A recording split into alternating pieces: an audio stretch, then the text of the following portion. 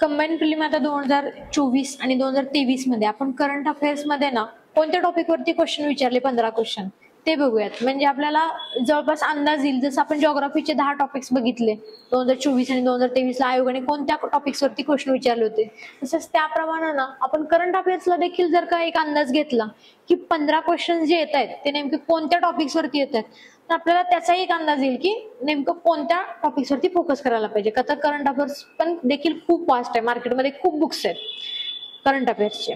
तर त्या अनुषंगाने आपण त्याचे पण टॉपिक्स बघूयात की कोणत्या कोणत्या टॉपिक्स वरती आयोग क्वेश्चन विचारतो. पहिला टॉपिक आहे की महनीय व्यक्ती, म्हणजे जे एकदम प्रसिद्ध व्यक्ती आहेत आणि त्यांचं क्षेत्र, खास करून जर ते त्यांचं नुकतंच निधन झालं असेल तर त्या बाबतीत पण आयोग विचारू शकतो. मग समजा निधन झालं असेल तर या टॉपिक वरती क्वेश्चन येऊ शकतो. ठीक आहे, मग असं हा एक टॉपिक होऊन जातो, महनीय व्यक्ती आणि निधन. त्यानंतर आंतरराष्ट्रीय घडामोडी मध्ये आपल्याला एक क्वेश्चन आला होता लक्षद्वीप बेटांवरचा. त्याचा आपल्याला एक स्टॅटिक पण गोष्टी विचारल्या होत्या, का तर तो मुद्दा खूप गाजला होता की तिथल्या आपण मालदीव्स वरती बॅन केलं होतं, मग ते आपण लक्षद्वीप वरती फोकस केलं, त्यामुळे पण तो मुद्दा गाजल्यामुळं त्याच्यावरती पण एक क्वेश्चन आला की आंतरराष्ट्रीय घडामोडीमध्ये तो क्वेश्चन मोडू शकतो. ठीक आहे, त्यानंतर ना येतो अभियान, करंट मधल्या अभियान आणि योजना. करंट मधल्या अभियान आणि एखादे अभियान असेल किंवा योजना असतील तर त्यावरती क्वेश्चन्स येतात. त्यानंतर येतो आपल्याला स्पेस अंतराळ उपग्रह मोहीम. एखादं समजा नासा आणि इस्रोनं संयुक्तपणे एखादं मोहीम चालू केला असेल तर तो येऊ शकतो, तो क्वेश्चन येऊ शकतो. 24 मध्ये ह्याच टॉपिक वरती क्वेश्चन आलेत, मी सिक्वेन्स वाईज तुम्हाला लिहून देते. हा, स्पेस म्हणजेच अंतराळ उपग्रह मोहीम.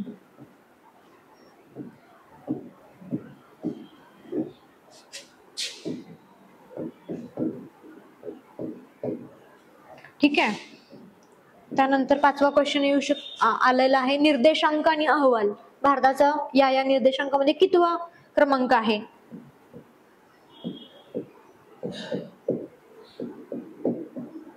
निर्देशांक आणि अहवाल.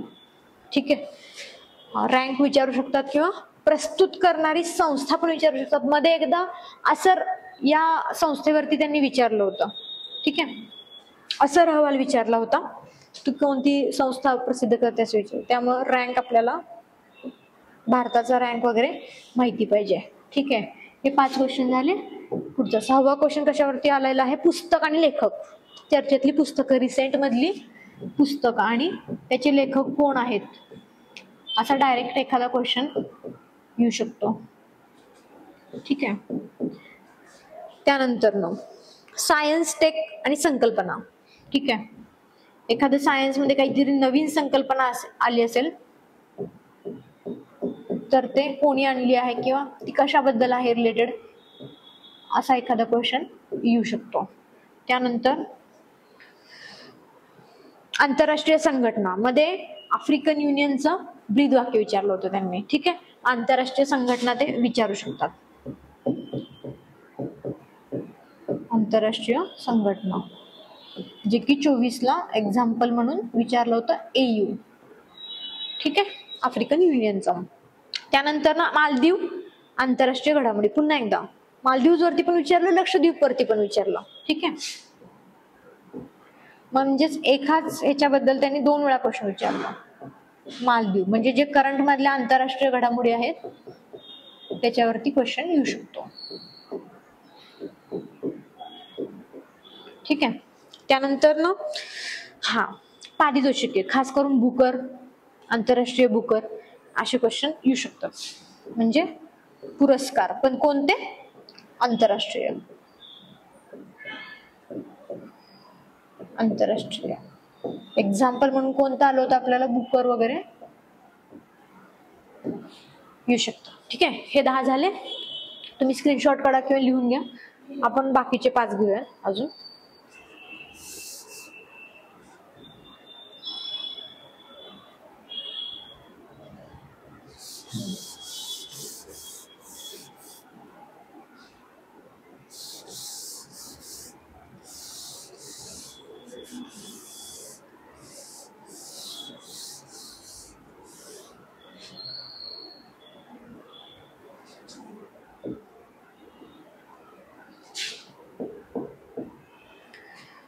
ठीक आहे, पुन्हा एकदा सायन्स टेक वरती एखादा क्वेश्चन येऊ शकतो.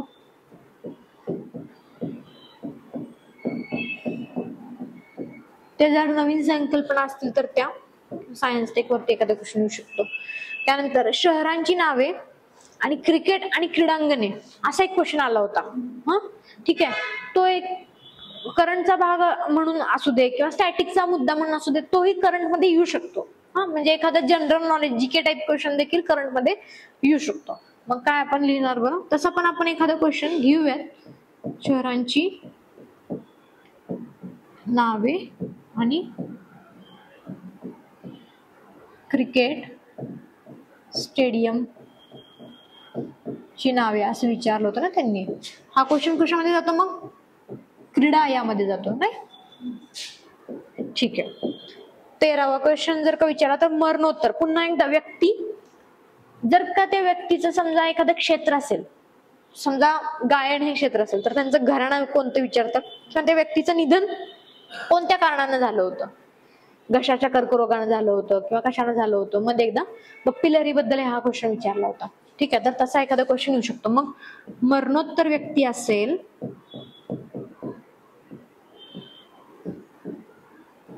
तर व्यक्ती, निधन झालेली व्यक्ती, तिचं क्षेत्र,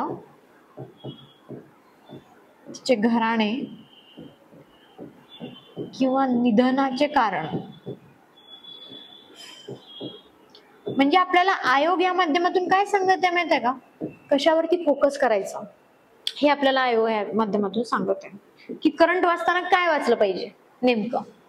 ठीक आहे, त्यानंतर पुन्हा एकदा पूर्वोत्तर राज्य, दक्षिणोत्तर राज्य ह्यांचे जे असं काही स्पेसिफिक योजना असतात ना नवीन नवीन, त्याच्यावरती पण क्वेश्चन येऊ शकतात. नवीन योजना, नवीन योजना खास करून नॉर्थ ईस्ट राज्य, ते असं का विचारतात माहिती आहे का, तर ते ऑप्शन मध्ये पण सगळे नॉर्थ ईस्ट राज्यच देतात जेणेकरून कन्फ्युजन व्हायला पाहिजे. मग अशा वेळेस आपल्याला परफेक्ट माहित असणं गरजेचं असतं. मग ते ऑप्शन मध्ये अरुणाचल प्रदेश, सिक्कीम, नागालँड, मिझोराम आपल्याला नाही लक्षात येत. ठीक आहे, त्यानंतर हा आता यावेळेस त्यांनी मध्ये काय विचारलं होतं, इतके दिवस विचारायचे हवाई कसरती, लष्करी सराव असतो ना त्याचं नाव द्यायचे आणि तो 2 देशाचं नाव द्यायचे. पण यावेळेस त्यांनी काय विचारलं माहितीये का, हवाई कसरती विचारलं आणि त्याचं बोध वाक्य विचारलं. म्हणजे त्यांनी अजून डीप मध्ये गेले त्या बाबतीमध्ये. ठीक आहे, हवाई कसरती, समजा लष्करी सराव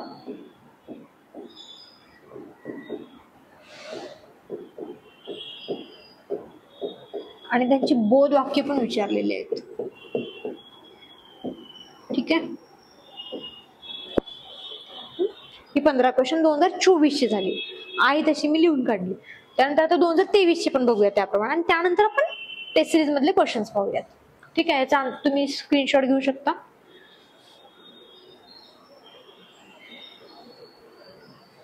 ठीक आहे, घेतलं.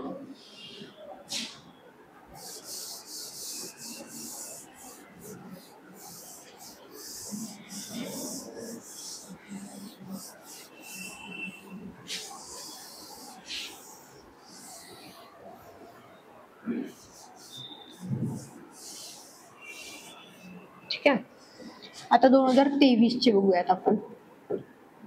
23 चे पण 15 क्वेश्चन्स कोणत्या टॉपिक वरती आले ते बघूयात. ठीक आहे, नौदल सराव विचारलं होतं यावेळेस त्यांनी. म्हणजे जे लष्करी सराव आहे ना त्यामधलं त्यांनी स्पेसिफिक नौदल सराव विचारलं होतं एखादं देऊन, की त्याचे 2 देश कोणते ते सहभागी. त्यानंतर विचारलं होतं क्रीडा. क्रीडा या टॉपिक वरती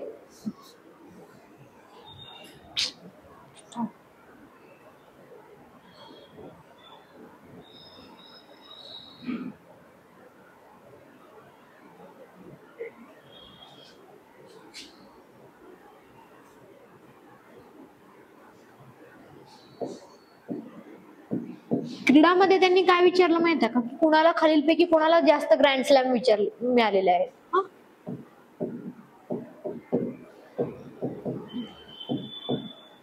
ठीक आहे, त्यानंतर विचारलं होतं त्यांनी पुन्हा एकदा सायन्स टेक मधल्या योजना. सायन्स टेक रिलेटेड पण काही योजना असू शकतात का, तर त्या बाबतीत त्यांनी हा क्वेश्चन विचारला होता, किंवा एखादा प्लॅटफॉर्म असेल ना तर तेही ते विचारतात. आणि याच्यावरतीच पुन्हा दोन्ही क्वेश्चन असे चालू होते सायन्स टेक वरती. ठीक आहे. त्यानंतर 5वा क्वेश्चन, त्यानंतर हा विचारला त्यांनी राजीव गांधी खेलरत्न पुरस्कार असतो ना, जो की आता ध्यानचंद मध्ये कन्वर्ट झालेला आहे, त्याच्याबद्दल एक क्वेश्चन विचारला होता. पुन्हा तो क्रीडा रिलेटेडच क्वेश्चन येऊ शकतो. क्रीडा, राजीव गांधी, त्यालाच आपण काय म्हणू शकतो, ध्यानचंद. ठीक आहे. त्यानंतर पुढे जाऊया आपण. कृषी रिलेटेड ऍप असतात ना, ऍग्रीटेक ऍप वगैरे, तसे विचारतात ते. म्हणजे जे नवनवीन ऍप आलेत ना कृषी रिलेटेड ऍप. त्यानंतर ना आपण बघूयात तर शौर्य चक्र, टोटल शौर्य चक्र किती मिळाले होते, किंवा मरणोत्तर एखाद्याला कोणाला काही मिळालं असेल अशोक चक्र वगैरे, तर तेही विचारतात. तर तसं 2 क्वेश्चन त्यांनी रिपीट केले होते त्या बाबतीत तरी. शौर्य चक्र, टोटल शौर्य चक्र, किंवा ते का दिलं जातं या गोष्टी विचारतात. अशोक चक्र. ठीक आहे. त्यानंतर पुढे बघूयात ज्ञानपीठ पुरस्कार, ते कोणती संस्था देते हे देखील विचारतात ते. त्यामुळे या बाबतीत ज्ञानपीठ पुरस्कार, साहित्य पुरस्कार या बाबतीत आपण डिटेलमध्ये अभ्यासलं पाहिजे. ते कधीही काहीही विचारू शकतात. त्याच्यातला स्टॅटिक भाग देखील ते विचारू शकतात. या वर्षीचा ज्ञानपीठ पुरस्कार कोणी मिळवला हा तर सगळ्यांना माहित असतो, पण ती कोणती संस्था देते, ती कधी चालू झाली हे पण माहित देत असणं तेवढंच गरजेचं आहे. महत्वाचे दिनविशेष आणि थीम विचारतात. समजा योगा दिन झालाय तर त्याचा थीम विचारतील, पर्यटन दिन झालाय तर त्याचा थीम विचारतील. ठीक आहे. महत्वाचे दिनविशेष आणि महत्वाचे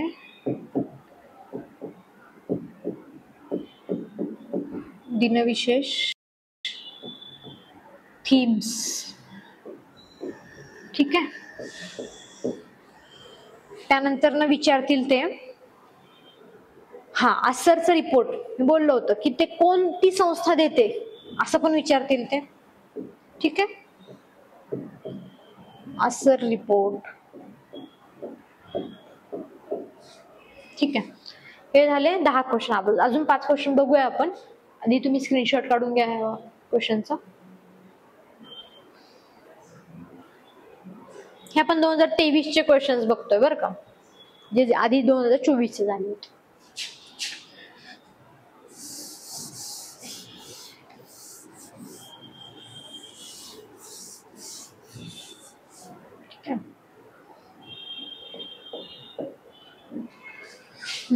आंतरराष्ट्रीय घडामोडी, पुन्हा सायन्स टेकच्या बाबतीमध्ये आंतरराष्ट्रीय घडामोडी. सायन्स टेक आंतरराष्ट्रीय स्तरावरती काही जर कोणी लसी काढली असतील सायन्स टेक मधला, कुठल्या संस्थेनं काढल्या हे पण विचारू शकतात ते.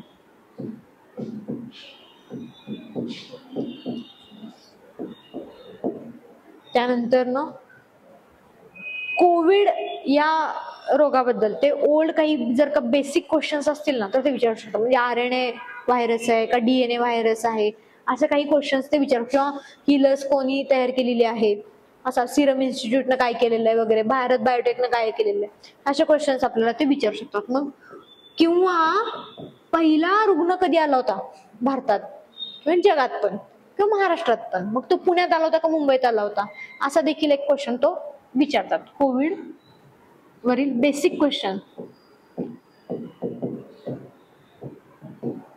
सगळे जे आहेत ते करून ठेवायचे आपण, त्यासाठी पण रेडी राहायचं. ठीक आहे. त्यानंतर ना महनीय व्यक्ती आणि क्षेत्र, पुन्हा एकदा तेच महत्वाचे जे व्यक्ती असतात,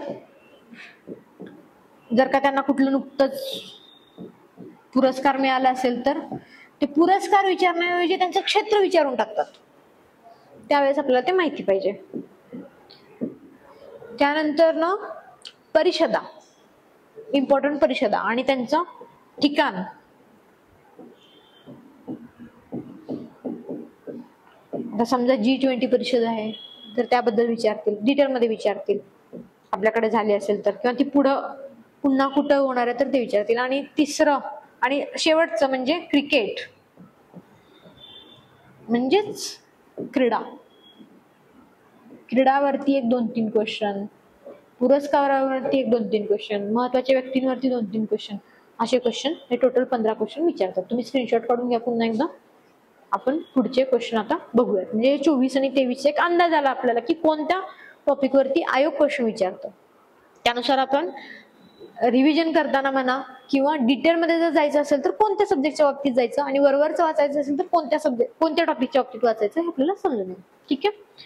आता आपण क्वेश्चन पण बघूयात.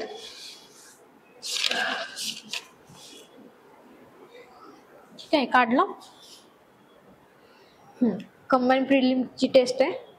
करंट अफेअरचे क्वेश्चन बघूया. करंट अफेअरचे क्वेश्चन आपल्याला क्वेश्चन नंबर 66 पासून चालू होतात. ठीक आहे. पहिला क्वेश्चन काय विचारलंय त्यांनी, अलीकडेच इस्रोने कोणत्या राज्यात अंतराळ प्रयोगशाळा स्थापन केली आहे. आता बघा, काहीतरी नॉर्थ ईस्ट राज्यामध्ये घडतंय आणि महत्वाचं घडतंय, स्पेसच्या बाबतीत घडतंय, सायन्स आहे, वरून नॉर्थ ईस्ट राज्यामध्ये, तर हा महत्वाचा भाग बनतो. मग त्यांनी अशा प्रकारचा क्वेश्चन डिझाईन केलेला असणार आहे. आणि त्यांनी इथे देताना बघा पाहिलं तर आपल्याला लकी गोष्ट कोणती बरं आपल्यासाठी, की हे सगळे राज्य इकडचे आहेत, पश्चिमेकडचे आहेत, आणि तो राज्य एकच आहे की तो तिकडचा आहे. मग इथे एक साईन दिलेली आहे त्यांनी, आपणच सोडलेली आहे. आयोगाच्या धर्तीवरतीच हा ऑप्शन असे सेट केलेले आहेत. मग ह्याचा आन्सर काय येईल बरं, अरुणाचल प्रदेशमध्ये. ठीक आहे, याचा आन्सर काय,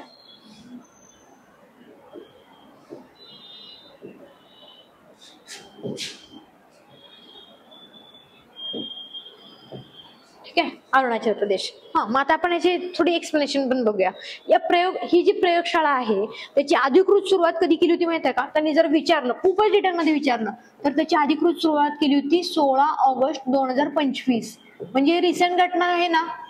तुमचा पेपर होणार आहे 9 नोव्हेंबरला ना, कंबाईन प्रिलिमची. कंबाईन प्रिलिम कधी होणार आहे, नोव्हेंबरमध्ये होणार आहे. ठीक आहे, मग ऑगस्टची घटना येऊ शकते ना. आपण जर का नोव्हेंबरमध्ये जर पेपर असेल तर आपण किमान ऑक्टोबर पर्यंत करतो, ऑक्टोबर 2025च्या घडामोडी करतो, आणि त्याच्या मागं कुठेवर जातो आपण, 1.5 वर्ष मागे जातो. म्हणजे जर का तुम्ही जानेवारी 2024 पासून जरी केलं ना, जानेवारी 2024 ते ऑक्टोबर 2025 पर्यंत, इथपर्यंत तरी किमान करायला पाहिजे आपण.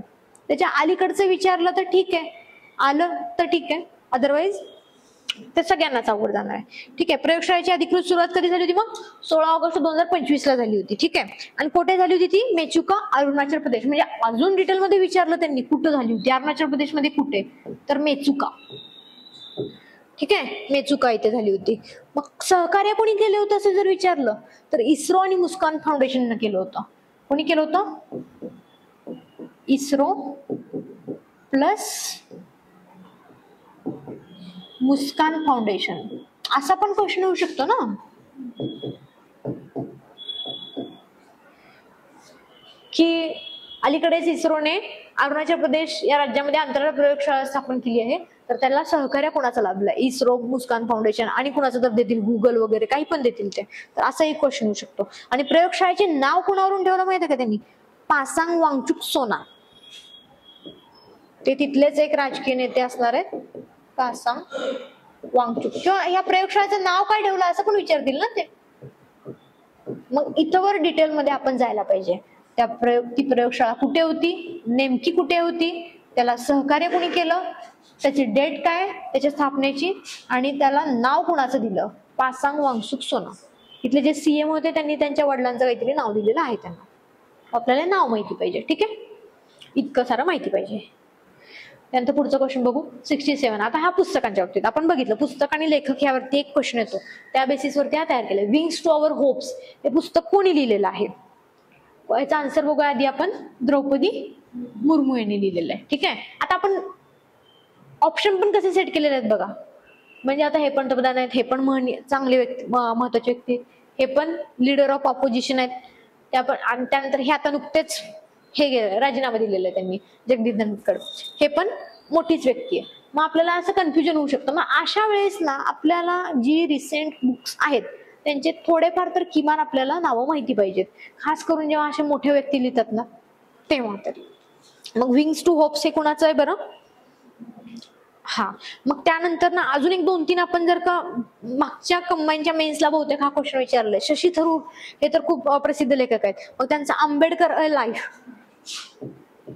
मग हा आपल्याला पुस्तक माहिती पाहिजे. शशी थरूर यांचा हा PYQ आहे बरं का. आंबेडकर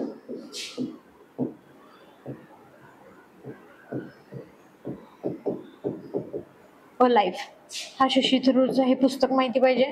त्यानंतर जर बघितलं तर अमित शहाद्वारे प्रकाशित आहे द इमर्जन्सी डायरीज असं. अमित शहा गृहमंत्री द्वारे प्रकाशित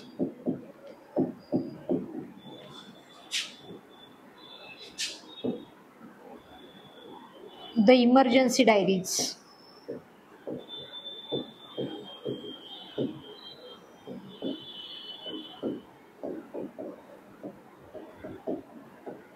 ठीक आहे.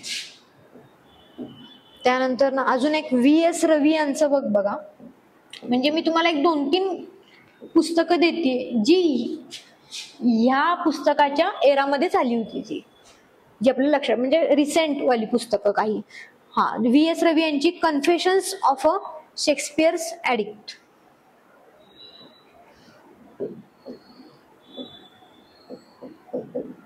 Confessions of a Shakespeare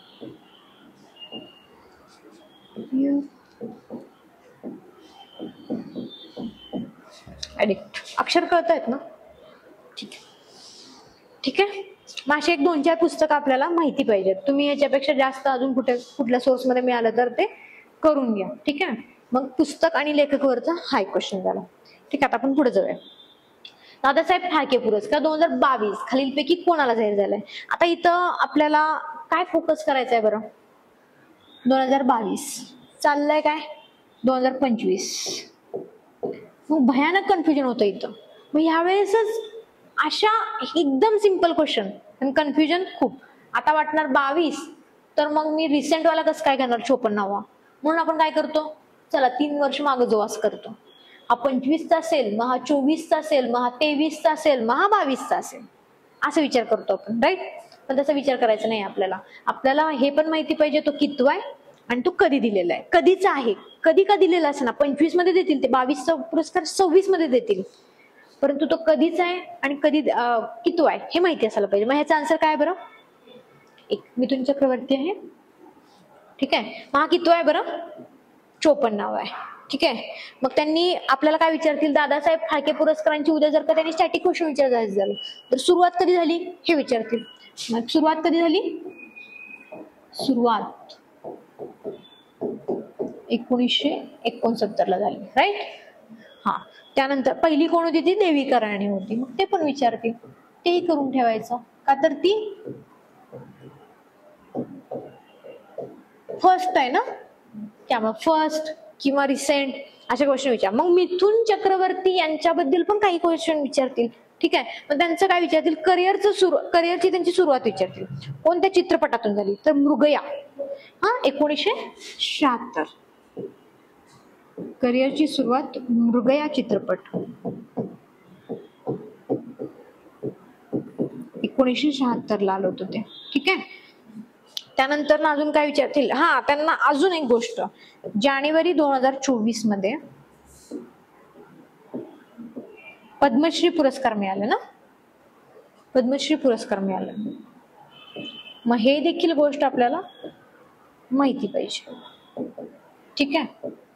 आणि बाकीचे ऑप्शन बघा, त्याच्यामधून आपल्याला बाकीचं पण कव्हर होत आहे की लगेच 54 नंतर आपण जर का 53 जर पाहिला तर तो कोणाला भेटलाय? वहिदा रहमान यांना भेटलाय. त्यानंतर ना 52वा आशा पारेख यांना भेटलाय आणि 51वा रजनीकांत यांना भेटलेला आहे. ठीक आहे. मग इथेच कव्हर होता ना त्या गोष्टी, मग त्या पण नोट डाऊन केल्या पाहिजेत किंवा त्यांच्याबद्दल पण थोडंफार माहिती ठेवली पाहिजे. खास करून मिथुन चक्रवर्ती रिसेंट वाले क्वेश्चन्स लक्षात ठेवा. आणि दादासाहेब फाळके या पुरस्काराबद्दल जी स्टॅटिक माहिती आहे जेवढी करता येईल तेवढी आपण करून ठेवली पाहिजे. आता ज्ञानपीठचा विचारला होता स्टॅटिक वाला क्वेश्चन. ठीक आहे. पुढे जाऊया. दिनांक 5 ऑक्टोबर 2024 रोजी महाराष्ट्रातील वाशिम येथे बंजारा संग्रहालयाचे उद्घाटन कोणी केले?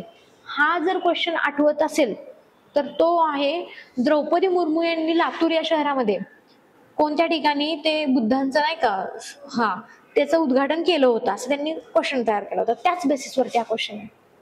उद्घाटन कोणी केलं होतं खास करून असंच विचारणार. काही तरी क्रीडा असतील तर ते विचारणार त्या क्रीडा संमेलनाचं उद्घाटन कोणी केलं होतं. मग असे क्वेश्चन्स येतात क्रीडाच्या रिलेटेड असतील किंवा एखाद्या मोठ्या व्यक्तीने काहीतरी कशाचं तरी हे केलं असेल तर. मग आता ह्याचा आन्सर काय आहे बरं? ठीक आहे, नरेंद्र मोदी याचा आन्सर. मग वाशिम आता आपल्याला ह्याच्यातूनच कितीतरी क्वेश्चन तयार होतात. असं विचारतील की माननीय नरेंद्र मोदी यांनी जर का महाराष्ट्रातील बंजारा संग्रहालयाचे उद्घाटन खालीलपैकी कोणत्या जिल्ह्यात केले होते? मग त्यावेळेस काय ना वाशिम. मग असे पण काही येतात. मग तिथं कुठं झालं बरं हे? पोहरादेवी वाशिम येते.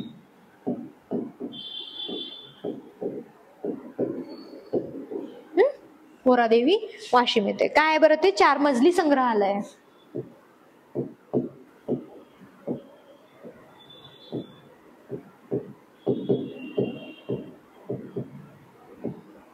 ठीक आहे.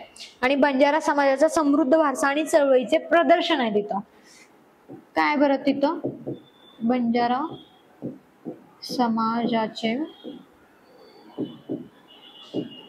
समृद्ध वारसा आणि संस्कृतीचे प्रदर्शन आहे.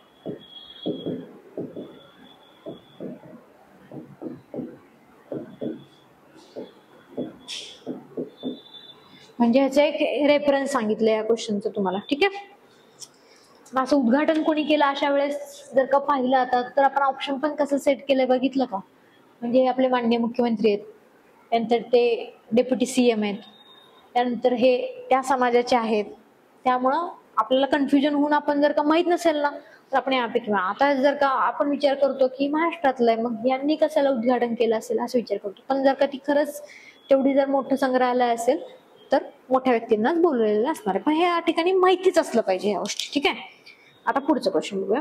Question number 70. हा, ऑक्टोबर 2024 मध्ये मराठी भाषेसह एकूण 5 भाषांना अभिजात भाषेचा दर्जा मिळाला. खालीलपैकी कोणता दिवस अभिजात मराठी भाषा दिन म्हणून घोषित केलेला आहे? काय असेल याचा आन्सर? नाही, 3 ऑक्टोबर. 3 ऑक्टोबर 2024. हा 2 नंबर ऑप्शन. Yes, 3 October 2024. आता ह्या क्वेश्चन मध्ये किती क्वेश्चन लपलेले आहेत ते विचारतील की मराठी भाषेसह जे एकूण 5 भाषा आहेत ते पण माहिती पाहिजे. त्यांचं आपल्याला ग्रुप करून देतील ते. मग या ठिकाणी आपण ते बघूयात की आधीचे 6 भाषा अभिजात भाषा कोणते जे की पॉलिटीच्या अँगलनं महत्वाचे आहेत आणि आताचे 5 भाषा कोणते जे की आपल्या करंटच्या अँगलनं महत्वाचे आहेत. ठीक आहे. मग आधीचे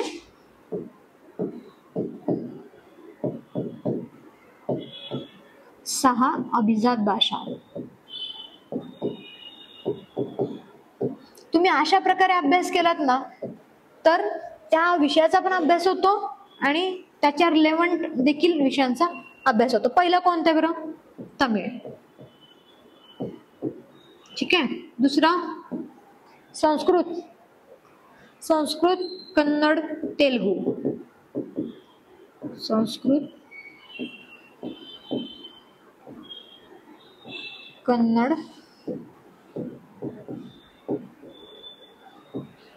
तेलुगू. त्यानंतर मल्याळम आणि ओडिया. मल्याळम आणि ओडिया. त्यानंतर जे 3 ऑक्टोबरला जाहीर झाले ते किती भाषा होते? 5 भाषा होते. ठीक आहे. तर ते कोणते होते? मराठी, पाली, बंगाली. मराठी,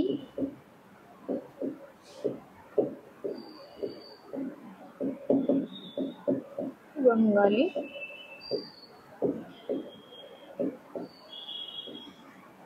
प्राकृत आणि आसामी.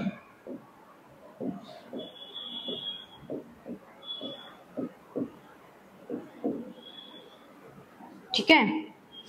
तमिळला कधी भेटलं होतं? 2004. तमिळला कधी भेटलं होतं? 2004 ला. ठीक आहे. संस्कृतला कधी भेटलं होतं? 2005, 2008. 2005. कन्नडला 2008. तेलुगुला पण 2008. मल्याळमला 2013 आणि ओडियाला 2014. हे आपल्याला सिक्वेन्स का करून ठेवत आहे? क्वालिटीसाठी करून ठेवत आहे. तिथल्या तिथे करून ठेवलं तर इझी जात. ठीक आहे. तर ऑक्टोबर 2024 ह्याच्यावरती पण विचारू शकतात. म्हणजे आपण ते डिटेलमध्ये घेतले. 3 ऑक्टोबर 2024 मराठी भाषेसह एकूण 5 भाषांना अभिजात भाषेचा दर्जा मिळाला आहे. खालीलपैकी कोणता दिवस अभिजात मराठी भाषा दिन म्हणून घोषित केला जातो? ठीक आहे. त्यानंतर आता 71 नंबरचा प्रश्न. अखिल भारतीय साहित्य संमेलन आणि त्यांच्या अध्यक्ष यांच्या योग्य जोडा जुळवा. आता याच्यामध्ये काय केलं आपण? रिसेंट जे झाले ते डॉक्टर तारा भवाळकर यांचं. ठीक आहे. तर ते कुठे झालंय बरं? 98. दिल्ली आहे, नवी दिल्ली येते. मग आहे का? एक ऑप्शन आहे, त्यामुळे हा कटला, हा कटला. ठीक आहे. त्यानंतर ना रवींद्र शोभणे त्यांचं कुठे झालंय? 97 अमळनेर येते. त्यानंतर ना नरेंद्र चपळगावकर यांचं कुठे झालंय बरं?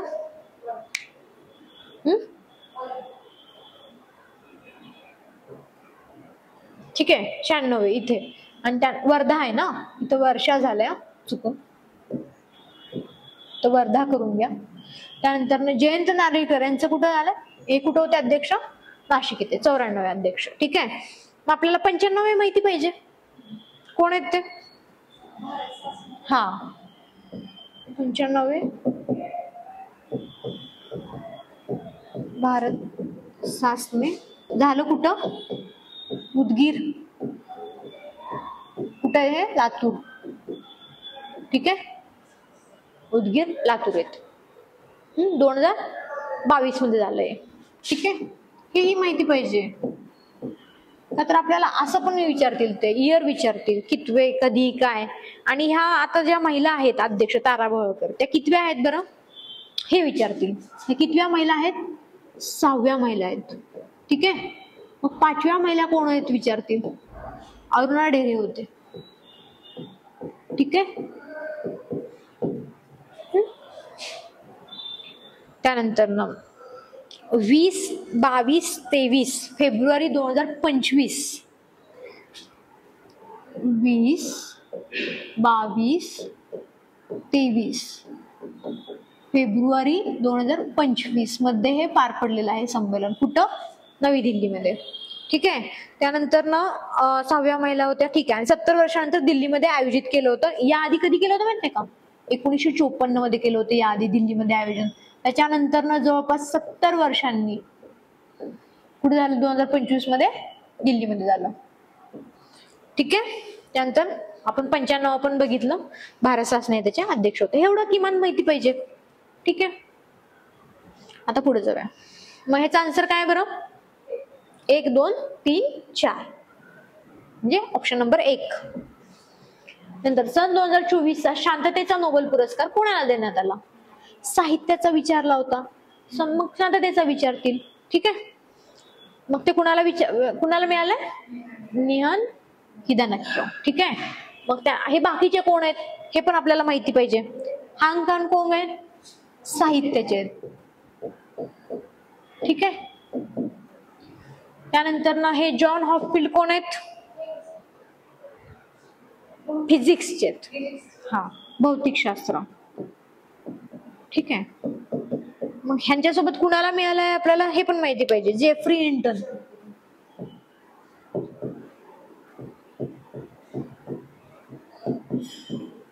ठीक आहे. ह्यांना मिळालेलं आहे. त्यानंतर निहोन हिदानक्यो यांची ती जपानी संस्था कोणती? हिबाकुशा. ही आपल्याला माहिती पाहिजे. त्यांची जपानी संस्था कोणती बरं? हिबाकुशा.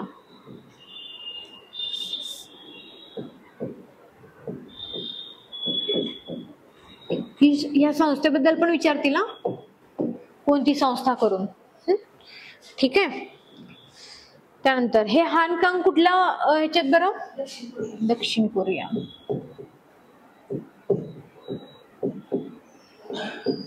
ठीक आहे. मग आपल्याला नोबेल पुरस्काराचे जे सगळे 6 क्षेत्र आहेत ते सगळे माहिती असले पाहिजे. जोडा लावा मध्ये विचारतील किंवा एखादं क्षेत्र देऊन विचारतील किंवा ते कोणत्या देशाचे विचारतील, त्यांना कोणत्या क्षेत्रात भेटले विचारतील, काही विचारतील. ठीक आहे. त्यानंतर पुढे जाऊया आपण. आता जागतिक भूक निर्देशांक 2024 नुसार भारताचा जगात कितवा क्रमांक आहे?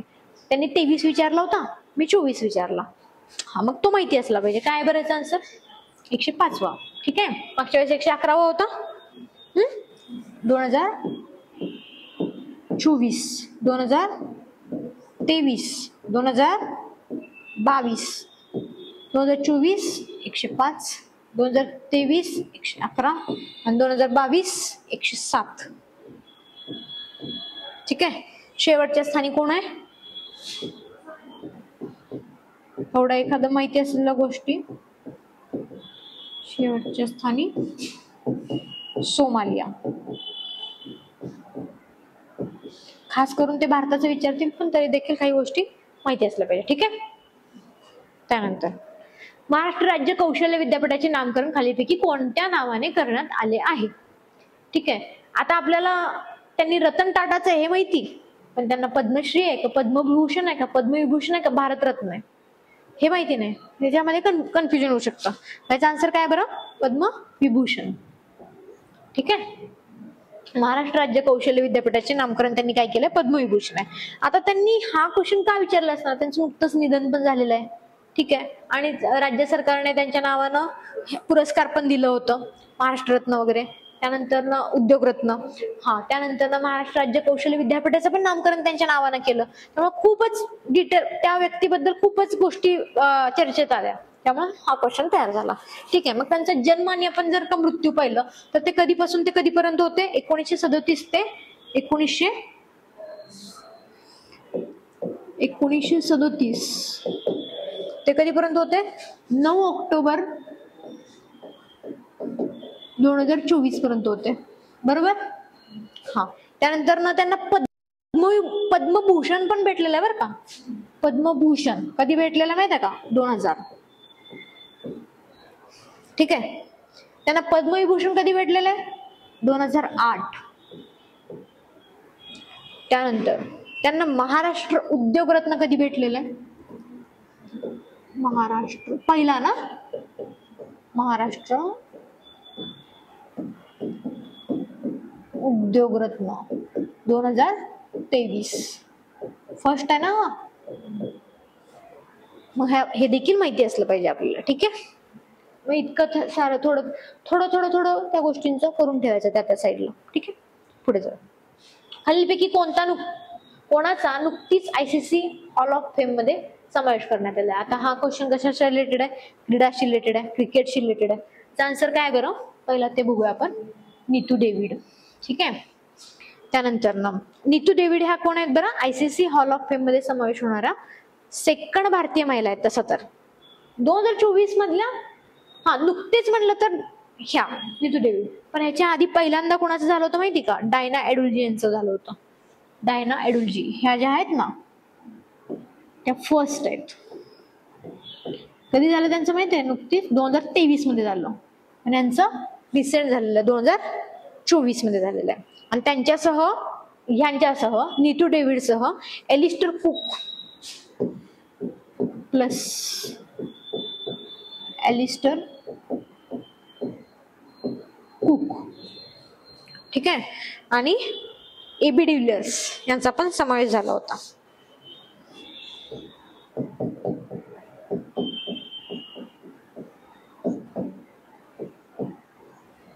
ठीक आहे. मग आपल्याला 2-3 गोष्टी माहिती पाहिजे. ठीक आहे. त्यानंतर आता पुढे जाऊया आपण. Question number 76. सन 2025 मध्ये जागतिक पॅरा ऍथलेटिक्स अजिंक्यपद स्पर्धा कोणत्या शहरात होणार आहे? ठीक आहे. असं आपल्याला काही विचारू शकतात. जर का ऑलिम्पिक कोणत्या शहरात झालं तर त्या पद्धतीने जर हे जागतिक पॅरा ऍथलेटिक्स अजिंक्यपद स्पर्धा आहे तर हे पण आपल्याला माहिती पाहिजे. खास करून जागतिक आहे आणि आपल्या भारतात होतंय तर आपल्याला माहिती पाहिजे. ठीक आहे. तर तो कुठे होत आहे? नवी दिल्ली येथे होत आहे. ठीक आहे. मग हे काय बरं, कधीपासून कधीपर्यंत आयोजित केलं होतं? 26 सप्टेंबर ते 5 ऑक्टोबर 2025 होणार आहे बरं का अजून. हा, या कालावधीमध्ये होणार आहे. कुठे होणार आहे? जवाहरलाल नेहरू स्टेडियम.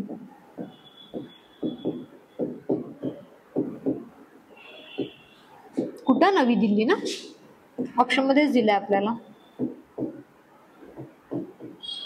नवी दिल्ली होणार आहे. आणि कितवी आवृत्ती? 12वी आवृत्ती. आता जेव्हा हे पार पडेल ना, तेव्हा याचं उद्घाटन कोणी केलं हे पण लक्षात ठेवायला पाहिजे. ठीक आहे, पुढे जाऊया. 77 जेम पोर्टलद्वारे डिजिटल खरेदीमध्ये अव्वल राज्य कोणते ठरले आहे? काय असं याचा answer? Uttar Pradesh. Answer number 4. हा, आता ह्या मुलांना आपल्याला जेमचं काय माहिती पाहिजे? लॉंग फॉर्म माहिती पाहिजे. Government E market place. Government E. आपल्याला हा जर क्वेश्चन इकॉनॉमिक्स मध्ये आला ना, लॉंग फॉर्म विचारलं किंवा त्याचं इयर विचारलं तर ते आपल्याला माहिती पाहिजे. त्याची सुरुवात झाली होती 9 ऑगस्ट 2016. ठीक आहे, त्याने आपल्याला इयर पण विचारतील. जेमचं पोर्टलचं इयर विचारतील. मिनिस्ट्री विचारले, ministry of commerce and industry. कशा अंतर्गत येते जेम पोर्टल? Ministry of. काहीतरी आपल्याला ह्याच्यातून काय करायचंय? खरेदी करायचंय गव्हर्नमेंटच्या ऑफिसेस साठी वगैरे. Commerce, ministry of commerce and industry. ठीक आहे, सरकारी विभागांसाठी काय करतं? हे पारदर्शकपणे खरेदी व्यवहार करतं जेम पोर्टल. ओके, आणि स्पर्धात्मकता टिकून ठेवतो ऑनलाईन खरेदीद्वारे. पुढे जाऊया आपण. खालीलपैकी कोण इग्नू विद्यापीठाच्या पहिल्या महिला कुलगुरू बनल्या आहेत? मध्ये त्यांनी विचारलं होतं शांतिश्री दुली पंडित, JNUच्या बाबतीत विचारलं होतं त्यांनी. ठीक आहे, तर आता हा क्वेश्चन असं विचारू शकतात. तर त्याचा आन्सर काय बरं?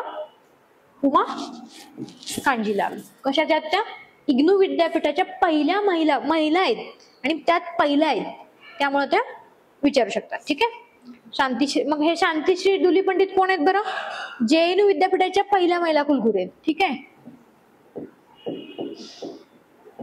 JNU विद्यापीठाच्या. नैमा खातून कशाच्यात बरं? Aligarh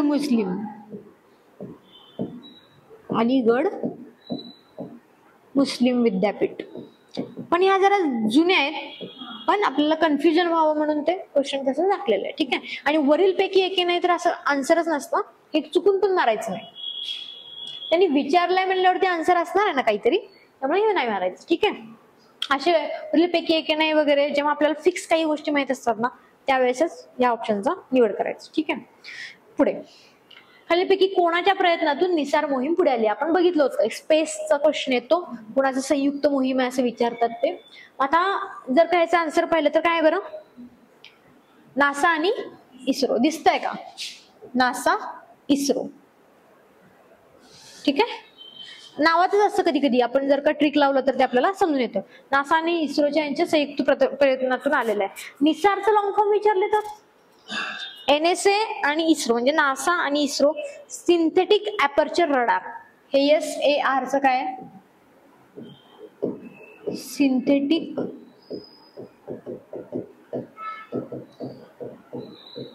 aperture radar. ठीक आहे, आणि ते कधी दिनांक विचारलं तर त्याचं 30 जुलै 2025, म्हणजे रिसेंट आहे काय? 30 जुलै 2025. प्रक्षेपक विचारलं तर GSLV F-16. प्रक्षेपक GSLV F-16. ठीक आहे, आणि GSLVच्या मदतीने उपग्रहाला सनसिंक्रोनस कक्षेमध्ये आपल्याला स्थापित करण्यासाठी ही पहिलीच वेळ होती नासाची आणि इस्रोची. निसार मोहीम. ठीक आहे, कधी कधी नावाचं असतं, ट्रिक लावण्याची गरज आहे. नासा आणि जाक्सा कुठे आहे? जे कुठे आहे ना इथे, असं पण येतं. नासा आणि रॉसकॉस्मॉस हे कुणाचं आहे? रशियाचं. हे कोणाचं आहे? जपानचं. हे कोणाचं आहे? EUचं आहे, युरोपचं. ठीक आहे, पुढे जाऊया. हा, फिडे महिला विश्वचषक 2025 जिंकणारी भारतीय महिला खेळाडू कोण आहे? हा, कधी पण ह्याच्यावरती लक्ष ठेवायचं बरं का, तर बाकीचे पण जिंकलेले असतात पण त्यांचा इयर वेगळा असतो. ठीक आहे, दिव्या देशमुख. आन्सर काय? 3 नंबर दिव्या देशमुख. आता फिडे महिला वर्ल्ड कप मध्ये पहिल्यांदाच 2 भारतीय खेळाडू एकमेकांसमोर खेळले होते. फायनल जे होतं ना ते, मग ते कोण होते बरं का? दिव्या देशमुख होते आणि ते कोण होत्या त्याच्यासमोर? कोनेरी हम्पी होत्या. हा, मग ह्या कोण आहेत? दिव्या देशमुख 19 इयर आहे बरं का यांचं, वर्ष 19 वर्षीय आहेत त्या. आणि कुठल्या आहेत त्या? नागपूरच्या आहेत. ठीक आहे, आणि जे कोनेरी हम्पी आहेत ना त्या 38 वर्षाच्या आहेत. आणि कुठल्या आहेत त्या? आंध्र प्रदेशच्या आहेत.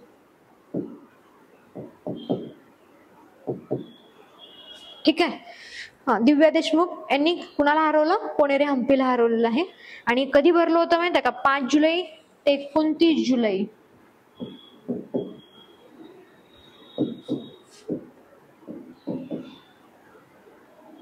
2025 मध्ये भरलं आहे. 5 जुलै ते 29 जुलै 2025 मध्ये भरलं. कुठं जर झालं हे तर विचारले तर ते कुठं झालं? बटुमी जॉर्जिया. कुठं पार पडली ही? बटुमी जॉर्जिया येथे पार पडले. ठीक आहे, तर हे झाले करंटचे 15 क्वेश्चन्स जे की विविध टॉपिक वरती येतात. आपण बघितलं 24 ला कोणत्या टॉपिक्स वरती येतात, 23 ला कोणते, आणि त्याच धर्तीवरती हे क्वेश्चन सेट केले होते. जर चुकत असतील तर बघा फॅक्ट्स आपलं कुठं चुकतंय, आपण कशावरती भर दिलं पाहिजे करंट अफेअर्स वाचताना वगैरे, आणि त्यानुसार स्टडी करा. तर आपण इथे थांबूया.